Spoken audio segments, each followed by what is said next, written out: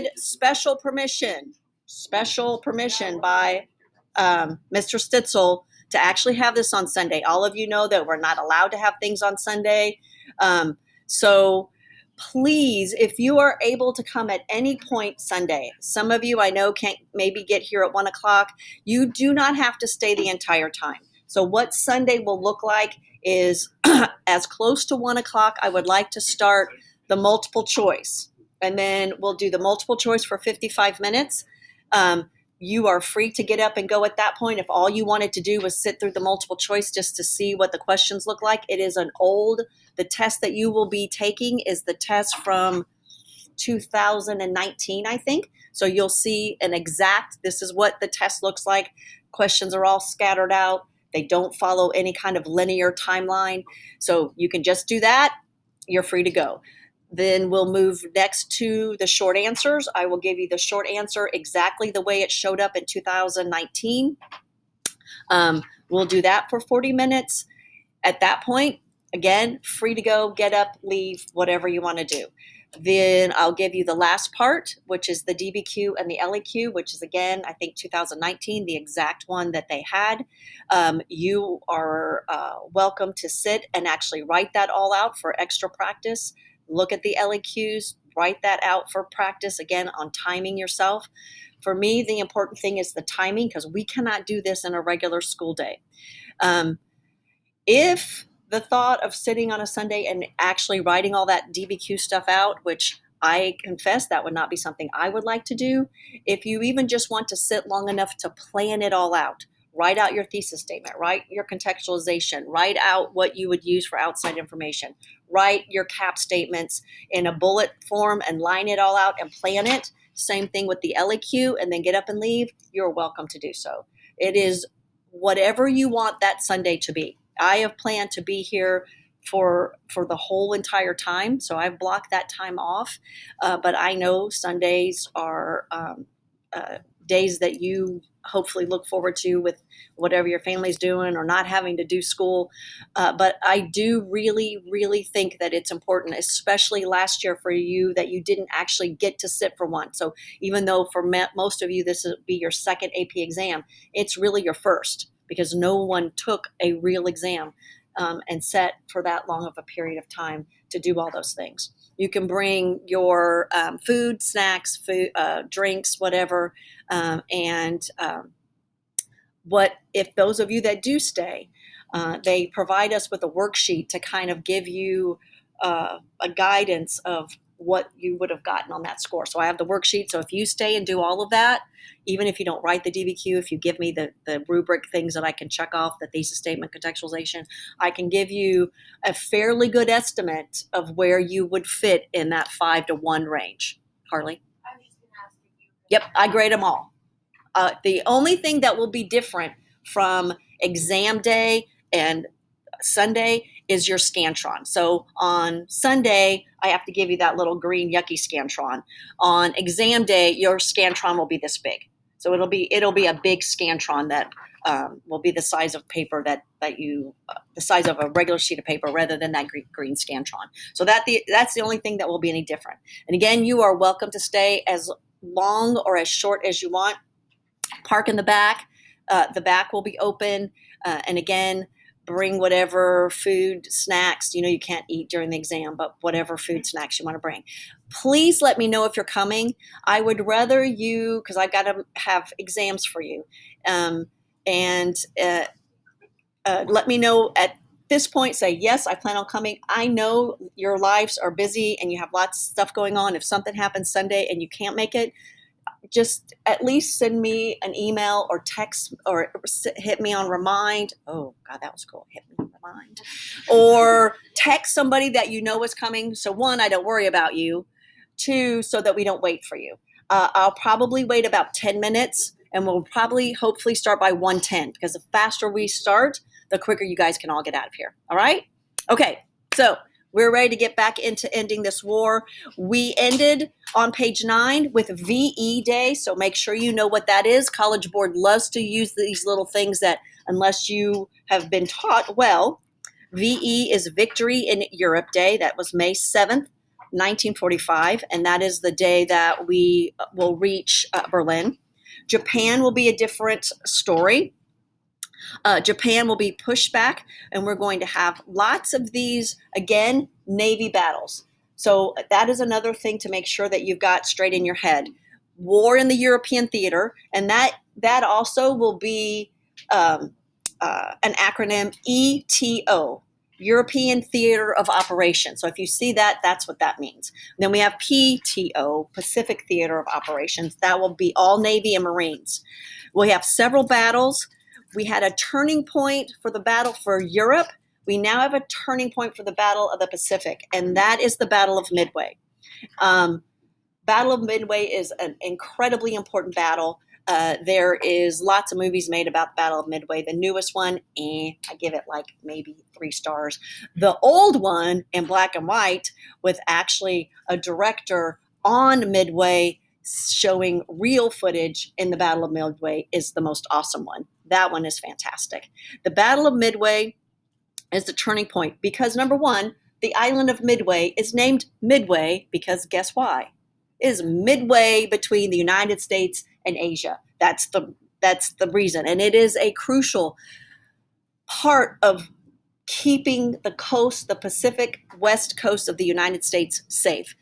Again, we're in hindsight. We know we don't get invaded, but that was not a guaranteed thing. Though the advance of the Japanese put that in jeopardy, and especially if we had lost the Battle of Midway. The reason that we win this, and I think it's really important, smart people in this room, the reason we win World War II is smart math people, and you know I hate to say that, smart math people using algorithms, breaking codes.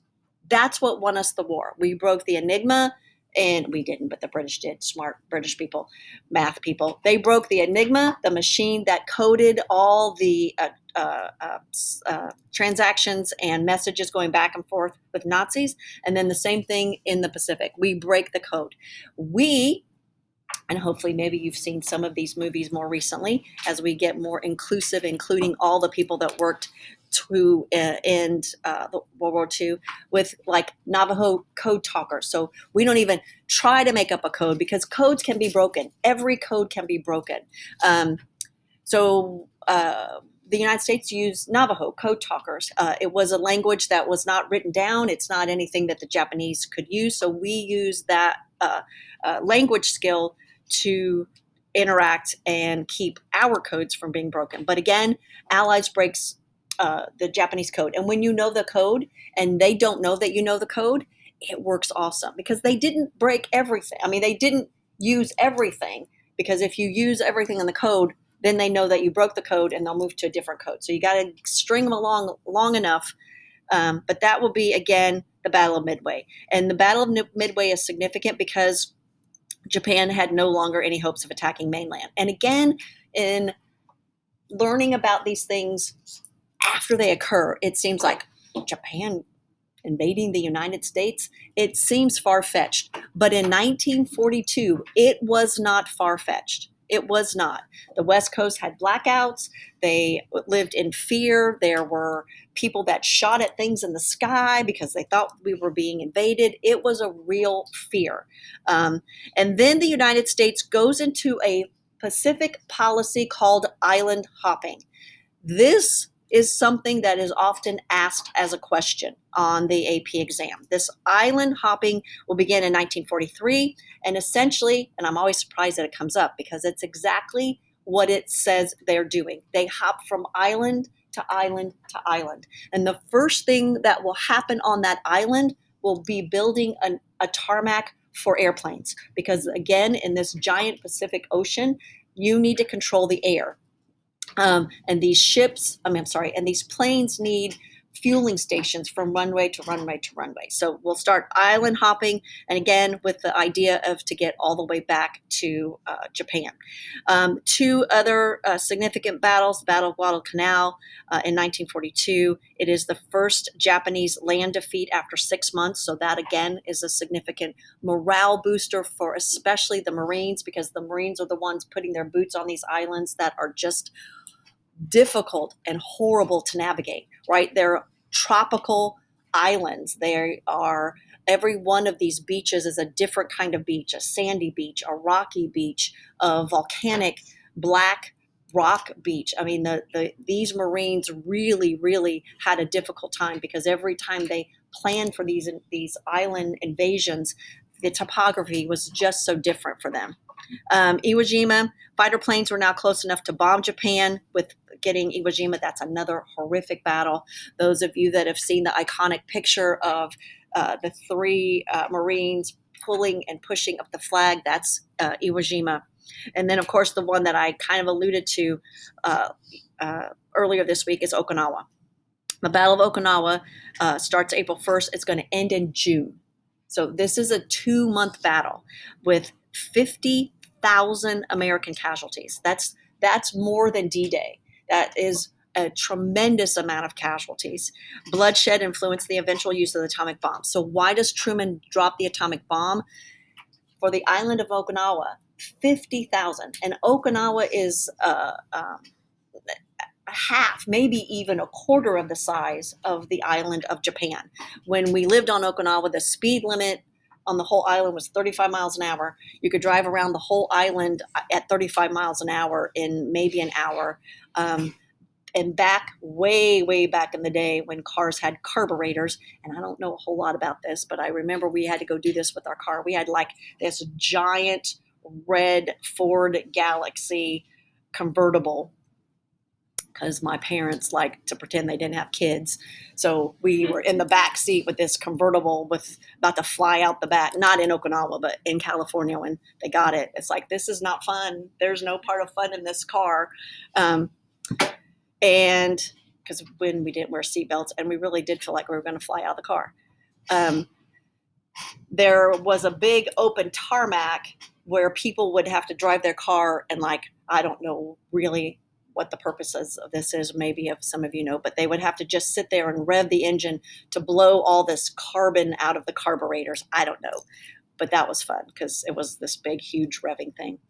So the island of Okinawa is really small, and to lose 50,000 casualties was truly a hard measure to overcome, and thinking that it could be twice that if we had to invade the island of Japan.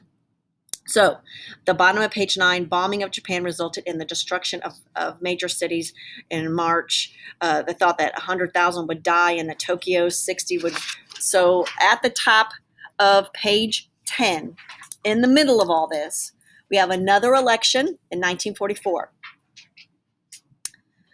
FDR is elected for a 4th time. And this time, his running mate is Harry Truman, and he's going to defeat the Republican Dewey. In April in 1945, FDR dies. It is traumatic for the country. For probably half of the country, it's the only president they ever knew. He was president for almost 13 years.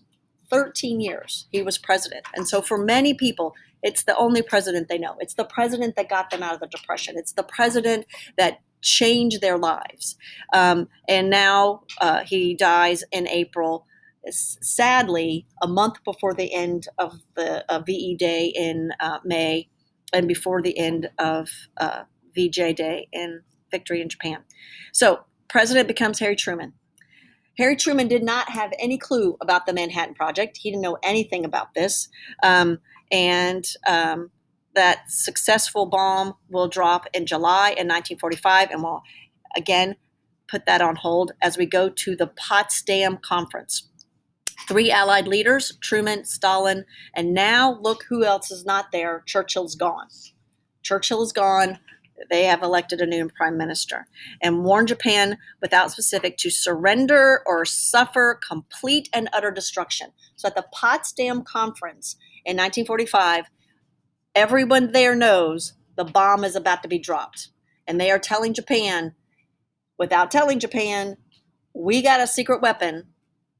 And if you don't surrender unconditionally, you're going to suffer.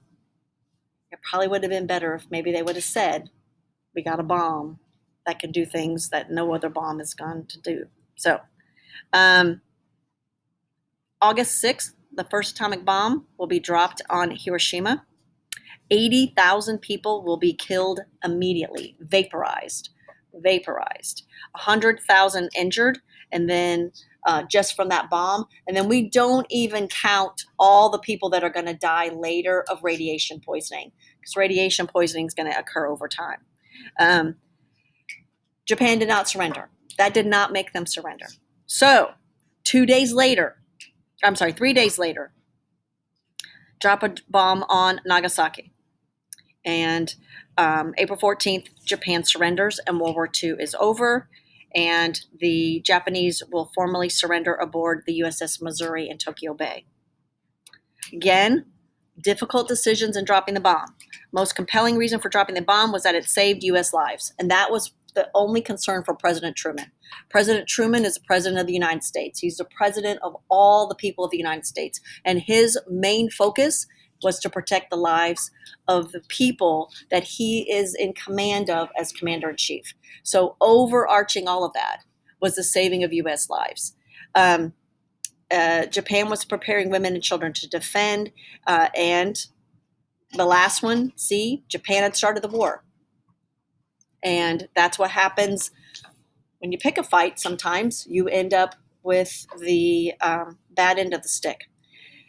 You can read through all of that and go through and look at all those different arguments and critics. We don't spend a lot of time on that because it's not part of, if anyone after we finish the exam wants to think and talk about debate of whether we dropped the bomb or not, I would love to do that, but we got to move through.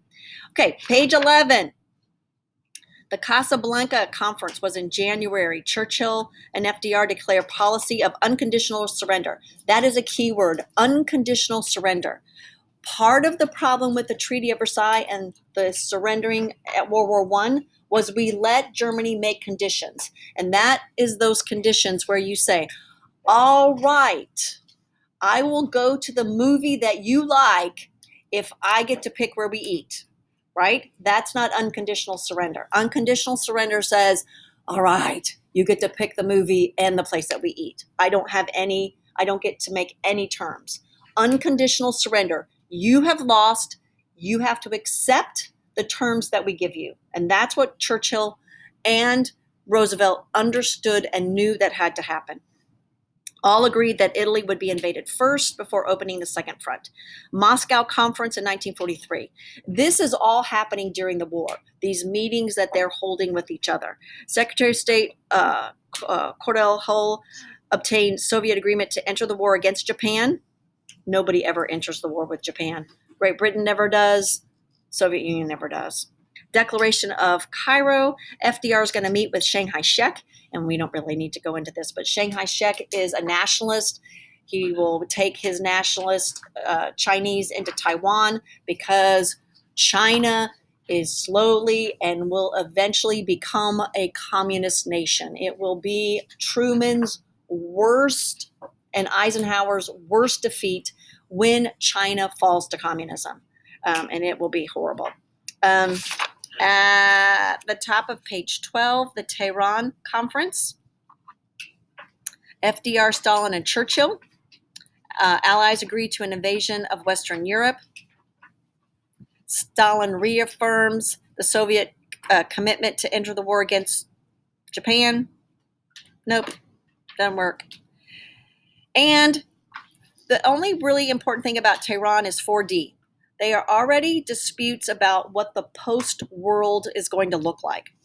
Stalin says, and this is where we're headed with this Cold War that's coming up next, that the Soviet control of Eastern Europe and the division of Germany. He wants to divide up Germany already. Now, side note, when I talk to you gazillions of times about going to high school when my dad was stationed in Germany, at that time, when my dad was stationed in Germany and we lived in Germany, it was called West Germany. And I don't say that anymore because nobody would know what I'm talking about unless you're as old as I am. But we didn't live in Germany. We lived in West Germany because there was East Germany that was a communist satellite of the Soviet Union. And that's what we're headed to, that after the World War II is over, the byproduct is going to be a carved up Germany in which the Soviet Union is going to take all of that territory. That's what leads us into the Cold War. And Yalta met to discuss post-war Europe. Stalin agreed to enter the Pacific War within 3 months. Again, not going to happen. Stalin agreed to the Declaration of Liberated Europe, which called for free elections, and he's not going to do that. Actually, he's going to have free elections, but the ballots will look like, do you want Stalin for your president, yes or no?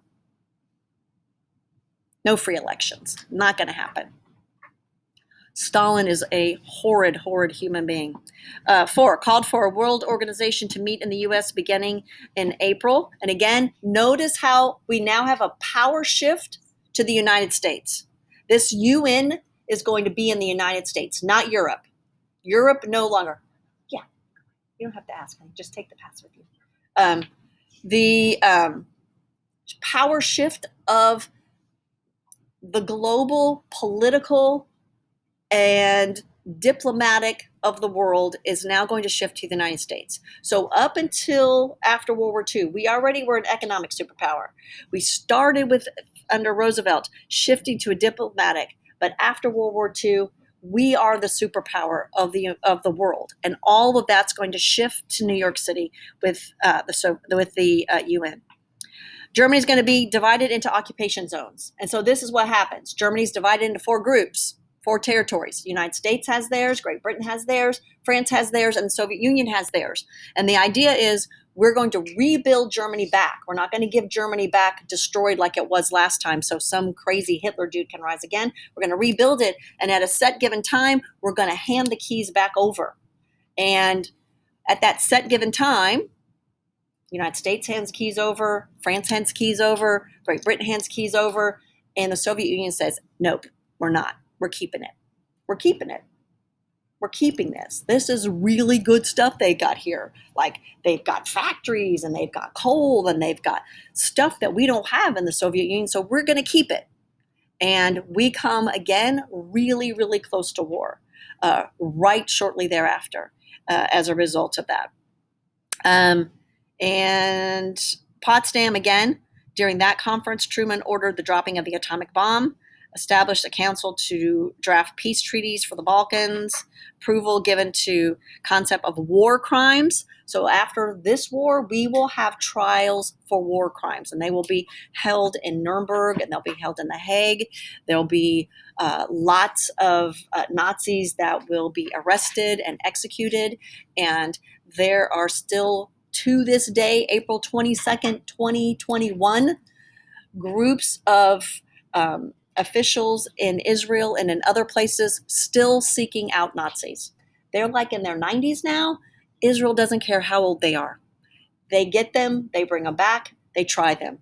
And probably about a year ago, I think they got a female that they arrested and prosecuted. On page 13, aftermath is casualties. 46 to 55 million dead. 35 million wounded, 3 million people just missing. 3 million people missing. About 30 million soldiers died. 30 million. 405,000 Americans. Please take a moment to appreciate, and I'm not trying to be political, but I just want you to appreciate numbers and math. We lost in World War II 405,000 people. We've lost like 500,000 people in the United States to COVID, just to get a perspective. Because those COVID numbers, I think, just roll in and you stop thinking about how many there are. But we lose 405,000 men and women to a war that lasted for us 4 years. And we lost in this last year over 500,000 Americans to COVID. 15 million in the Soviet Union. Soviet Union, probably a lot of those 15 million, they killed themselves in the siege of Leningrad. in battles in Moscow, when the Soviet Union could not produce enough weapons, bullets, Soviets would send their men forward, and their officers were told, if they don't move forward, shoot them in the back. That's the Soviet Union. That's the fear of the Cold War that we're going to have of the Soviet Union. And I have to say, in many times, and I hope throughout this whole course, you have been able to see, and I've been able to present stuff to you unbiased, but I really can't be unbiased about the Soviet Union. I lived in fear of the Soviet Union my whole life as a kid. Like having an active duty officer, military officer as a parent, and this whole Cold War thing was, yeah. So I cannot be unbiased to the Soviet Union. The last part, again, is a very significant and important part of World War II, the Holocaust. Sadly, again, because it is a topic that most students know a lot about, College Board doesn't ask you a lot of questions about that, but it obviously is an important part of the World War II. 6 million Jews liquidated as part of Hitler's final solution. And please don't think, I think sometimes the idea of a final solution means that it was something that they did at the end of the war. This started in 1942. This was not like an end game thing. This was something that began in 1942. And to really appreciate the horrificness of it, it was actually a meeting. They had this big giant meeting at this really old, very stately house, and men sat around a 6-course dinner discussing how we're going to kill all these Jews, how we're going to get rid of them. It is horrific to contemplate that human beings can think so little of other people to just say, nope, we're going to do this. All right, page 14, we'll do this, all this when we do our Cold War. All right, so quiz. Quiz. It is in the lockdown browser, and your keyword is